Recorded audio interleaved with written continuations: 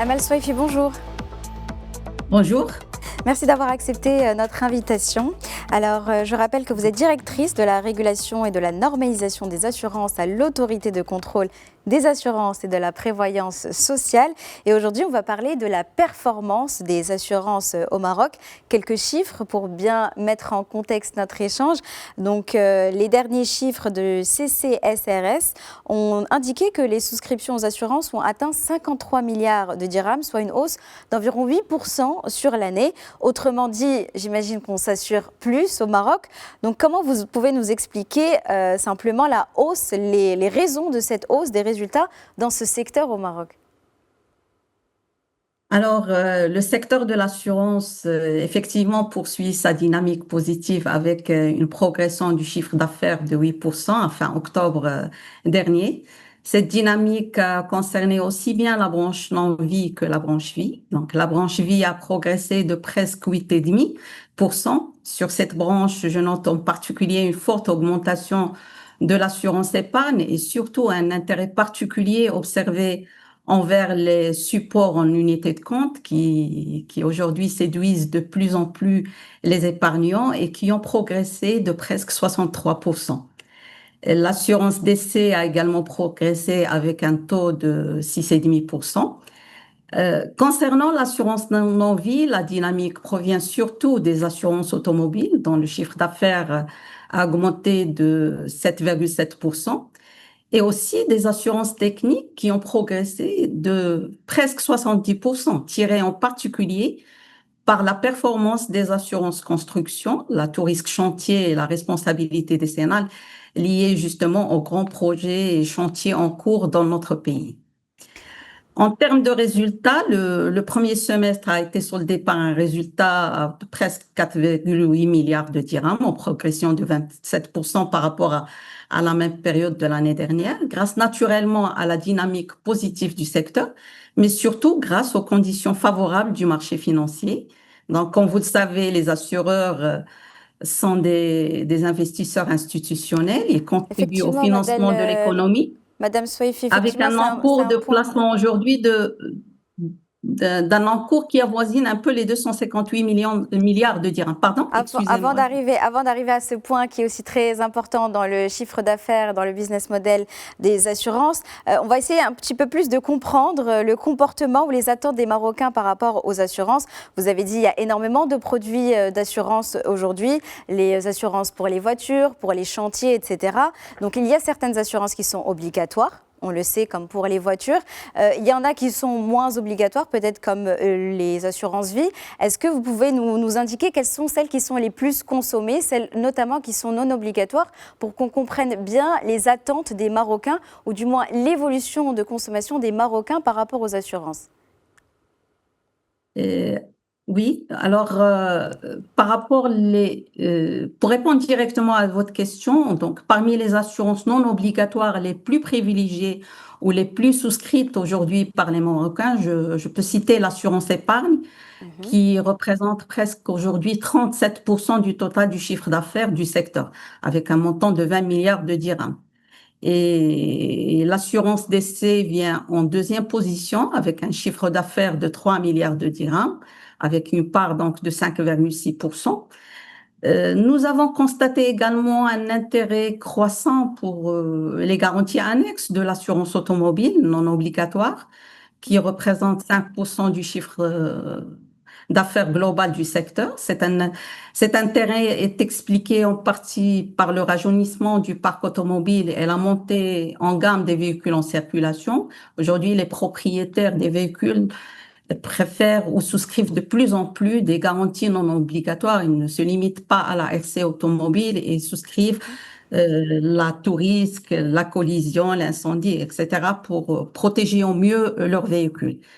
S'ajoute aussi à ces opérations d'assurance l'assurance incendie qui draine aujourd'hui 2,3 milliards de dirhams avec une part de 4,3% du chiffre d'affaires et dans une proportion importante provient de l'assurance multirisque habitation.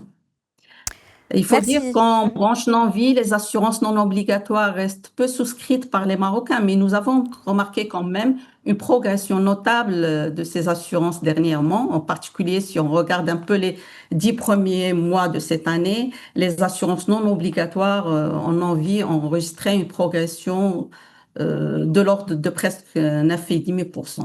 Donc il y On a quand même remarque une progression dans les besoins des Marocains. Ils s'assurent mieux. Donc il y a une oui. augmentation de la confiance, du moins par rapport aux offres d'assurance que proposent les établissements. Et il y a aussi une volonté de mieux s'assurer pour les risques de la vie. Et ça aussi, c'est intéressant à noter. Et si on revient justement sur le point que vous abordiez juste avant, sur les placements financiers, ça c'est disons un investissement ou un placement, un business model de l'assurance qui est moins connu par les particuliers. Est-ce qu'on peut en savoir plus? Quels sont les chiffres? Et comment est-ce qu'elle aussi impacte cette progression du chiffre d'affaires des assurances? Alors, avant de répondre directement à cette question, permettez-moi de rappeler que l'activité d'assurance présente certaines spécificités, tout le monde le sait, et se distingue notamment par l'inversion du cycle de production, contrairement à la plupart des activités commerciales. En termes plus simples, l'assurance repose, comme vous savez, sur une promesse de versement d'une indemnité ou d'une prestation en cas de réalisation d'un événement incertain en contrepartie d'une prime payée à l'avance. Donc, le prix de revient n'est pas connu à l'avance. C'est pourquoi les compagnies d'assurance sont tenues de constituer des provisions techniques, lesquelles provisions doivent être couvertes par des placements financiers. Et vu qu'il s'agit d'une composante essentielle du bilan des compagnies, les placements sont très encadrés par la réglementation d'assurance qui prévoit des exigences en matière notamment de diversification, de dispersion et de liquidité. Le but étant de garantir la solidité financière des entreprises d'assurance et leur permettre d'honorer durablement leurs engagements vis-à-vis des assurés et des bénéficiaires de contrats. Les placements génèrent des produits financiers permettant aux entreprises d'équilibrer leurs résultats techniques, de proposer par conséquent des primes abordables pour les assurés.